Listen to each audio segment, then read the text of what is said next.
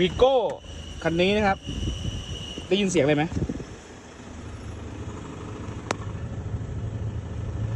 ได้ยินไหมเดี๋ยวมาลื้อดูกันนะครับว่าอะไรมันดัง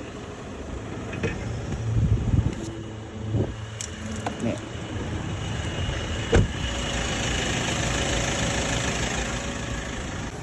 มา